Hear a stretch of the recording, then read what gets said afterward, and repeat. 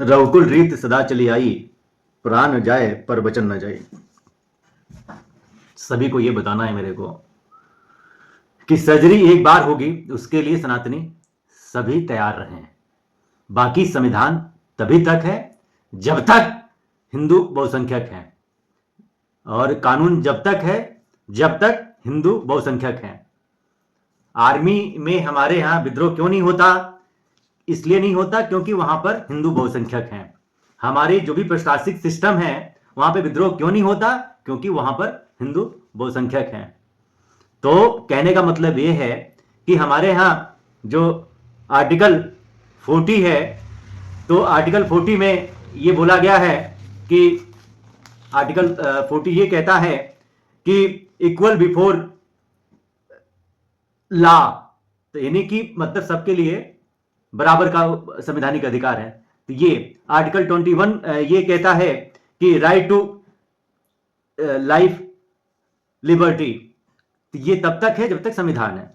और आर्टिकल वैसे 25 भी कहता है, चाहे आर्टिकल 26 कहता है कि धर्म की जो है आजादी है, धर्मांतरण की नहीं।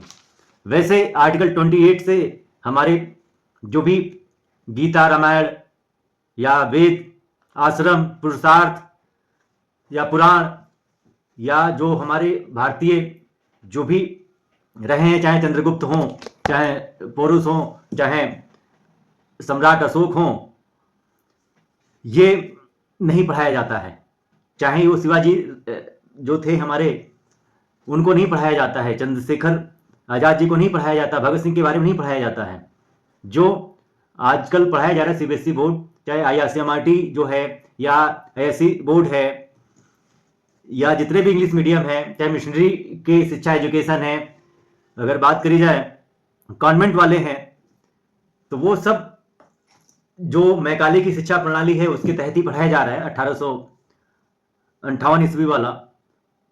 या जो मुगल थे, हमारे यहाँ 7वीं क्लास में एक ये सीबीएसई बोर्ड में ये पढ़ाया जाता है कि आईसीएमआरटी के तहत कि अकबर महान था। अकबर जो भी विधवा थी औरतें, यहाँ की विधवा प्रथा को खत्म किया और वो शादी करने का अधिकार दिया। और वही 8वीं क्लास में जो हिस्ट्री में लिखवाया गया है, जो अकबर महान था, जो मुगलों के किताब में आईसीएमआरटी की बात करी जाए, और वही 8वीं क्लास में अगर जाएंगे तो जो ये क्रिश्चियनों वालों की बात अगर करी जाती है तो वहां पे पढ़ाया जाता है 8वीं क्लास में कि जब क्रिश्चियन वाली बात आती है तो कहते हैं कि विधवा प्रथा को जो है हम लोगों ने खत्म किया और सती प्रथा जो है हम लोगों ने खत्म किया। ये हमारे बच्चों को सिखाया जा रहा है, समझाया जा रहा है, पढ़ाया जा रहा है, सारी चीजें हो रही हैं। इस तरह से संविधान हमारा जो है धरा का धरा रह जाएगा, और कॉन्स्टिट्यूशन संविधान तब तक है जब तक हिंदू बहुसंख्यक है। इसको फाड़ के फेंक देंगे लोग या फेंक देंगे, ये समझने वाली बात है।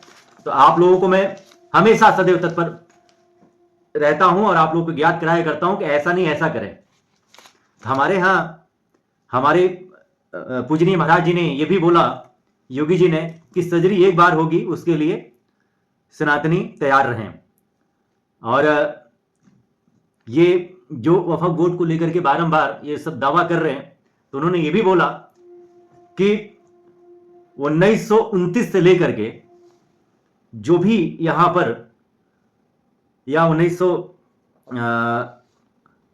मतलब 1979 यानी कि 1979 से लेकर के अब तक के जो भी वफा बोर्ड में इन लोगों ने यूपी में जो दावा किए हैं या जमीन अधिग्रहण कर लिया है, एक एक इंच का जवाब देना पड़ेगा। एक एक इंच हमारा हम लोग वसूल लेंगे और ले लेंगे, क्योंकि वफा बोर्ड एक बात करी जाए तो कोई वो नहीं है, ये पूरा मतलब खेल समझ लिए हैं सब। वफा बोर्ड के नाम पर लैंड माफिया, भू माफिया काबिज हो गए हैं, जहां चाहे मनमानी कर रहे हैं, असीमित पावर। और जो शहाबुद्दीन रिजवी बोला था, बरेली का जो मौलाना था, जो सिया है, ऐसे ही सुन्नी, ये पहले 1929 में का मामला है, ये सिर्फ सिया सिंधी का मतलब चला करता था, बल्कि वो सब एक है वफा बोर्ड को लेकर के। कभी जो इमाम बुखारी जो है बयान दे देता है, कभी कल्बे जवाद दे देता है, कभी मौलाना ये कल्बे सादिक दे देता है। तो ये हिंदू नहीं समझ पाते हैं। इन लोगों के अंदर जो है जातियों बहुत है, हम लोगों से ज्यादा जातियां हैं। हमारे यहां तो मान चलो कि जैसे 4 जातियां, अगर हम लोग के 2000 वर्ष पहले, अभी मान के चलो कि हमारा चैत अभी आने वाला है फागुन के बाद, तो 2082 या संवत शुक्ल पक्ष स्टार्ट होगा। 2082 शुक्ल पक्ष हमारा स्टार्ट होगा, जिसमें नवरात्रि स्टार्ट होगी। तब हम लोग देखा जाए नवरात्रि मनाते हैं, और हमारे यहाँ माँ दुर्गा की पूजा होती है, हमारे देवियों की पूजा होती है, जो भी 9 दुर्गे हैं उनकी पूजा होती है। लेकिन यही इन लोग जो इस्लाम धर्म वाले हैं, चाहे यह क्रिश्चियन धर्म वाले हैं, ये औरतों को उपभोग की वस्तु समझते हैं। हम लोग का अभी खरमास चल रहा है, गरुदीन चल रहा है, और यहाँ पे दारू परोसा जा रहा है, यहाँ पे ये शिक्षा थोपी जा रही है। तो ऐसे ही भारत को गुलाम बनाने का एक षड्यंत्र चल रहा है। तो ये हमारे सभी सनातनियों को समझना पड़ेगा। जब तक हम लोग बहुसंख्यक हैं तभी तक संविधान है। सेकुलरिज्म का अगर आपके अंदर कांग्रेसियों ने बीज बोया है, तो ये बहुत बड़ा षड्यंत्र के तहत ही बोया है। 1976 में 42वां संशोधन हुआ था, आर्टिकल 42 में जो है सेकुलरिज्म का जो है नाम दे दिया गया, समाजवादी का नाम दे दिया गया। तो ये संविधान का गला घोटा गया है, और इसलिए गला घोटा गया क्योंकि कोई पक्ष था ना विपक्ष था। ये सुप्रीम कोर्ट की फटकार लगी थी, हारी प्रत्याशी थी, सारी चीजें थी। उसके बाद से भी इन्होंने कैसे भी करके वो किया, इमरजेंसी लगा दिया कि कैसे, हाँ मतलब ये हमारी बकौती है। हम लोगों ने नेशनल कांग्रेस की स्थापना करी, और वो उधर मुस्लिम लीग की स्थापना करी, मोहम्मद जिन्ना पाकिस्तान ले लिया, हमारे पिताजी ने जो है जवाहरलाल नेहरू जो थे, तो यहाँ मतलब उनकी बकौती थी, भारत उनकी बकौती है ना इंदिरा गांधी जी की। वैसे ही लाल बहादुर शास्त्री जी को जहर दे के मार दिया गया, जहर दे के मार दिया गया, पता भी नहीं चला, ना उसकी जांच भी हुई। तो ये सब चीजें चल रही हैं, और वही बारंबार कहा जा रहा है 1947 से लेकर के और अब तक का संभल वाला जो कांड चल रहा है। हमारे पूजनीय महाराज जी ने यह भी बोला कि 1978 जो संभल वाला जो दंगा हुआ था, या 1947 में भी दंगा हुआ, या उसके पहले भी दंगा हुआ, 209 हिंदुओं की जो है कत्लेआम हुआ, 180 लोगों का कत्लेआम हुआ। ऐसे ही हिंदुओं का ही कत्लेआम होता रहा। ये आंकड़ा तो मान चलो कि अनआधिकारिक है, आधिकारिक जो होगी तो इसीलिए योगी जी ने संभल घटना को लेकर के रिपोर्ट तलब करी है। और जो इस्लामीकरण करने का संभल का पूरा प्रयास किया गया, संभल का ही नहीं है ये, ऐसे ही केवल योगी जी अभी तो उत्तर प्रदेश का संभल का जो है एग्जामिन कर रहे हैं, देख रहे हैं। पूरे भारत का इस्लामीकरण हो रहा है। 9 स्टेट, अगर बात करी जाए ऑन रिकॉर्ड, तो 9 स्टेट बहुसंख्यक हो चुके हैं। हमारे यहां 28 स्टेट हैं, 28 स्टेट में 9 स्टेट बहुसंख्यक हो चुके हैं। वहां पे डेमोक्रेसी पूरी तरह से बदल चुकी है। वैसे ही बात करी जाए तो भारत में 800 जिले हैं। 800 जिलों की डेमोक्रेसी पूरी तरह से 800 जिलों में से पूरी तरह के तरीके से 250 जिलों की डेमोक्रेसी पूरी तरह से बदल चुकी है। अगर हम आते हैं तहसील स्तर पे तो 6000 तहसीलें हैं पूरे भारत में, जिसकी 1500 तहसीलों यानी कि 1600 लगभग तहसीलों की डेमोक्रेसी बदल चुकी है। ये सरकारी आंकड़ा है। आप अगर यकीन न हो तो अब का वोटर लिस्ट जो चुनाव होने जा रहा है प्रधानी का, अभी 2026 में चुनाव होगा प्रधानी का, वो वोटर लिस्ट उठाइएगा, 5 साल पहले का वोटर लिस्ट उठाइएगा, या 2011 के पहले का वोटर लिस्ट उठाइएगा। वहां की आबादी क्या थी और आज की आबादी क्या है। हर जगह प्रधानी का चुनाव उत्तर प्रदेश में 2026 में होने जा रहा है। यानी कि 25 दिसंबर से आचार संहिता लग जाएगी, वही जनवरी फरवरी में मतलब वोटिंग होगी। वोटर लिस्ट उठा के सभी हमारे जितने भी सनातन को मानने वाले हैं, राष्ट्रवादी लोग हैं, या जो सेकुलर व्यक्ति हैं या भारतवासी हैं, सब लोग उठा के देख लें, जागें। तो ये कहने का मतलब है, और किसी गलत फहमी में ना रहें। आपको पता होगा कि डेमोक्रेसी बदली पाकिस्तान की, हिंदू अल्पसंख्यक है और वहां पे भी लोकतंत्र था, डेमोक्रेसी थी, वहां पे भी ये जुडिशरी थी, वहां के जज जो थे, आपको पता होगा कि जैसे फ्रीडम ऑफ स्पीच भारत में है वैसे पाकिस्तान में भी रहा। तो सुप्रीम कोर्ट के जज, तो उन्होंने एक फैसला दिया, फैसला ये दिया कि फ्रीडम ऑफ रिलीजन सबके लिए है। ये पाकिस्तान में रहने वाले सभी जितने भी नागरिक हैं, चाहे वो किसी भी धर्म को मानते हैं, चाहे वह सिया वाले हों, चाहे सुन्नी वाले हों, चाहे जो अल्पसंख्यक वहां पे हिंदू कहे जाते हैं, कि फ्रीडम ऑफ रिलीजन सबके लिए है। तो वहां के लोगों ने जज को दौड़ा लिया और जज को भागना पड़ा देश छोड़ करके। यही अभी जल्द की घटना है, कुछ दिन पहले की, कि जो वहां के चीफ जस्टिस थे, जब उन्होंने यह भी फैसला सुनाया कि फ्रीडम ऑफ रिलीजन सबके लिए है, तो वहां के जो भी कट्टरवादी आतंकवादी विचारधारा जो रखते हैं, जो मोहम्मद पैगंबर को मानते हैं, उन्होंने उसको दौड़ा लिया। बल्कि ये आकर के यहाँ बॉर्डर पे छिपे थे, यहाँ बीएसएफ ने हमारे मतलब पकड़ा उनको और देखा तो बताया कि मैं जज हूं। तो ये है, तो सुप्रीम कोर्ट के जज को भी भागना पड़ जाता है, सुप्रीम कोर्ट के जो वकील हैं उनको भी भागना पड़ जाता है। ऐसे ही अगर पर्सिया की बात करी जाए तो पर्सिया में भी सुप्रीम कोर्ट के वकील थे फाजिल नरमिल साहब। तो फाजिल नरमुल साहब को भी जो है मतलब जो है वहां पर देश को छोड़ के भागना पड़ा। वैसे ही सुप्रीम कोर्ट के जो जज थे वहां पे मौके पे, जिन्होंने ये फैसला दिया सारी चीजें थी, तो उनको भी जो है देश छोड़ के भागना पड़ा। अब 500 घुसपैठिए गए वहां पर ईरान में, जस्टिस निर्मल साहब या सुप्रीम कोर्ट के जो भी वो हैं, सबको भागना पड़ गया। 500 घुसपैठिए वहां पे गए, पर्सिया को ईरान बना दिया। तो घुसपैठ देश के लिए खतरा है, धर्मांतरण देश के लिए खतरा है, जनसंख्या जिहाद देश के लिए खतरा है, मजार और ये वफा वोट जो है देश के लिए खतरा है। धर्मांतरण की हमेशा मैंने बात करी है कि हिंदू बहन बेटियां नहीं समझती हैं, जो कि मॉल में या क्लब पार्टियों में जाती हैं और ये कॉन्वेंट की शिक्षा ले रही हैं, सीबीएसई बोर्ड की शिक्षा ले रही हैं हमारी बहन बेटियां। और आप लोग रोड पे स्वयं निकलते होंगे तो इन सब चीज़ों को आपको पता होगा। तो ये सब चीज़ें हैं। वैसे ही आर्टिकल 11 है सिटीजनशिप। तो सिटीजनशिप पाकिस्तान में नहीं चलता है, अफगानिस्तान में नहीं चलता है। अफगानिस्तान में सिर्फ अब जिहाद चलता है, आतंकवाद चलता है, तालिबान वहां पे प्रवेश हो गए हैं। और आप लोगों के लिए डायरेक्ट ये सब चीजें बताई जा रही हैं कि जैसे तालिबानियों ने अफगानिस्तान पर कब्जा किया, तो ये जो वहां पे गिलानी साहब थे राष्ट्रपति, उनको भागना पड़ा। तो देख के नौटंकी लगता है, ये विदेशी नीति का एक हिस्सा है। तो ये सबको समझना पड़ेगा, हमारे योगी जी को भी समझना पड़ेगा।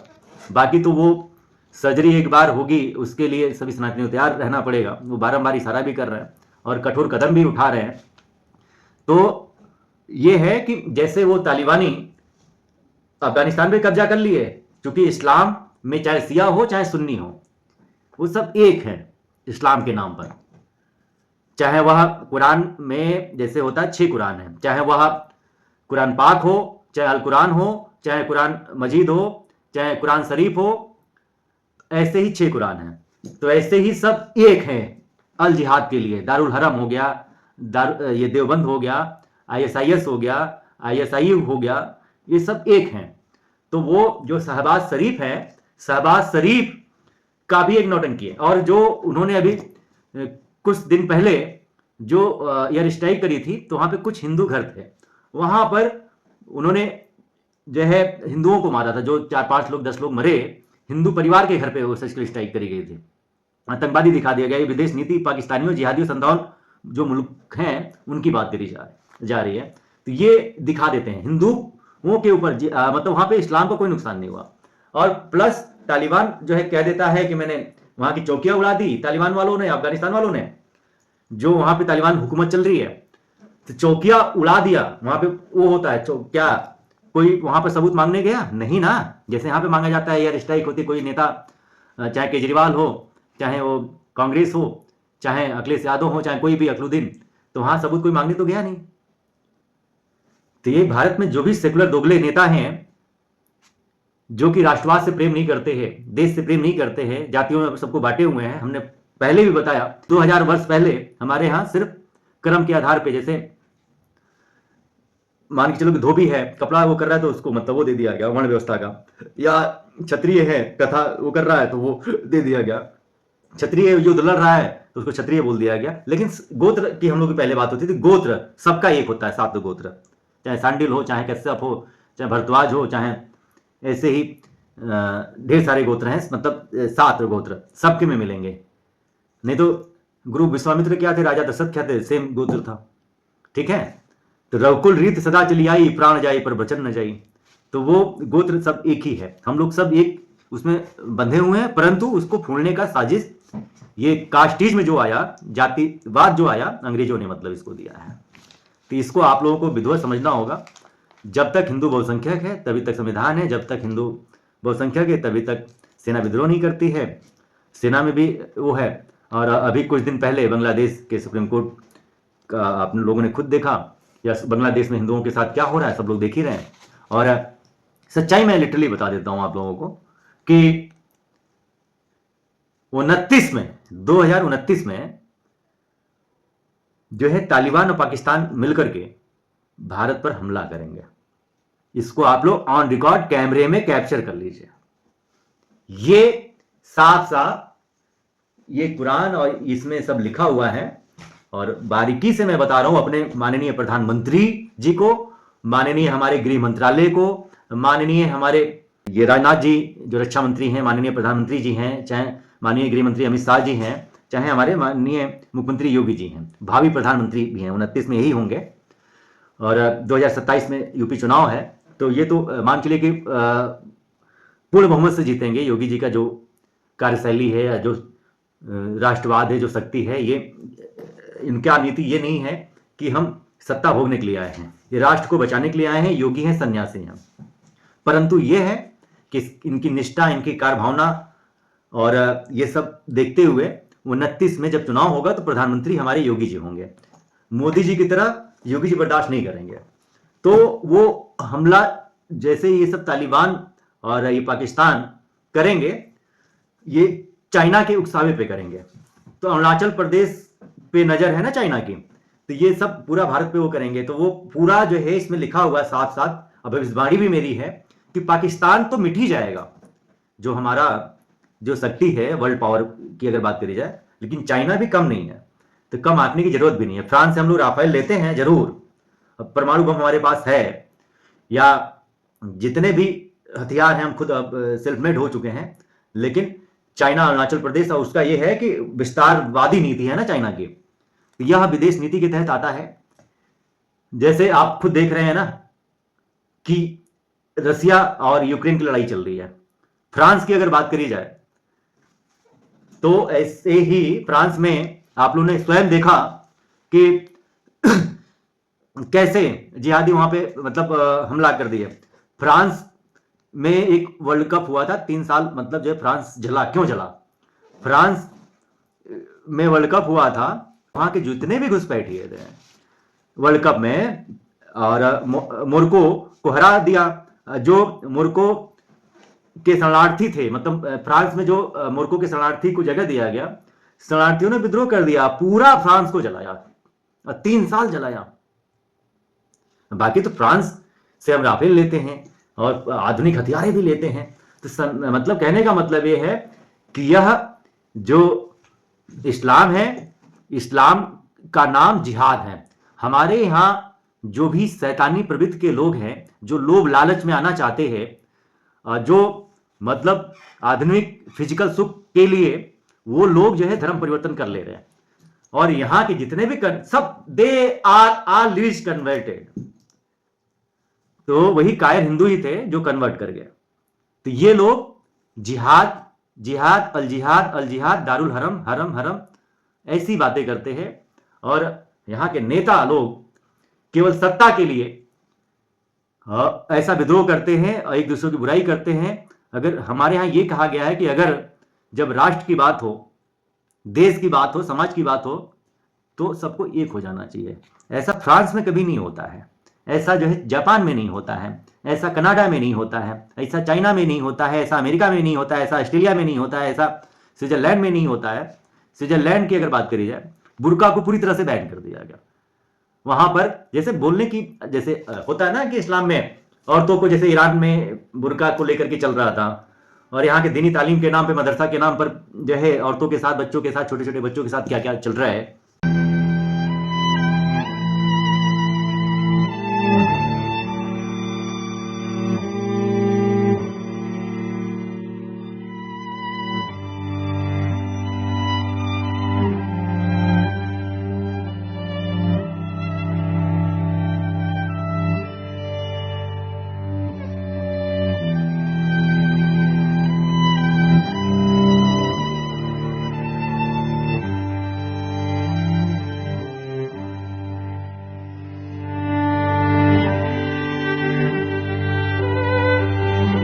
तो वैसे ही ये अपने सुख सुविधा अनुसार, जैसे हलाला चल रही है, हलाला हो गया, चाहे नौरोज हो गया, सिर्फ जैसे पाकिस्तान में अभी आप देख रहे होंगे स्टेटस कि 6 भाई थे, 6 बहनें थी, 6 भाइयों ने 6 बहनों से शादी कर लिया। तो ये सब सिर्फ सेक्स और रिप्रोडक्शन के लिए है, मनोरंजन के लिए है, और वही लालच दिया जाता है। हिंदू जो है दलित भाई, उसको धर्मांतरण के न्योता दिया जाता है। अगर दलित का अगर धर्मांतरण कराएंगे तो 50,000 मिलेगा, अगर वही ओबीसी कराएंगे तो 1 लाख मिलेगा, जैसे एमएलएम चलता है। वही क्षत्रिय का कराएंगे तो 3 लाख, ब्राह्मण का कराएंगे तो 5 लाख रुपए, ये न्योता दिया जाता है। और 72 हुरों का, इन लोगों का 72 हुरे का वो किया जाता है, 72 हुरे मिलेंगी, और आपको वहां पर सवाब मिलेगा। अल्लाह ताला आपको मतलब जो है, जो वो दे 130 फीट की जो हुरे देंगी, सब चीजें मतलब वो सब सिखाते हैं, जो कि साफ साफ कुरान में लिखा हुआ है। और ये जो अभी अल्पसंख्यक बहुसंख्यक की बातें जो हो रही थी, संविधान उठा के फेंक देंगे सब, जब तक हिंदू बहुसंख्यक है। और आर्टिकल 25 की बात करी जाती है, आर्टिकल 28 की, आर्टिकल 29 की, आर्टिकल 30 की बात करी जाती है। वहां पे अल जिहाद सिखाया जा रहा है। 2012 में जब ये विशेष शिक्षा विशेष स्कूल, यूनिफॉर्म सिविल कोड को हटा दिया गया, तो वहां पर मदरसा तालीम को अलग कर दिया गया। और ऐसे ही जो मिशनरी कॉन्वेंट वाला था शिक्षा, जैसे आईएससी बोर्ड, सीबीएसई बोर्ड, वो विशेष शिक्षा विशेष स्कूल में हम लोग जो पढ़े थे, पूर्व में इतिहास, हिस्ट्री को पूरा चेंज कर दिया गया था मनमोहन जी की सरकार में। और ये देश के लिए बड़ा मतलब, ये हमारी नस्लों को खराब करने के लिए मैकाले शिक्षा नीति जो थी, ये सब अपनाई गई। तो आप सभी को, हम सभी को समझना पड़ेगा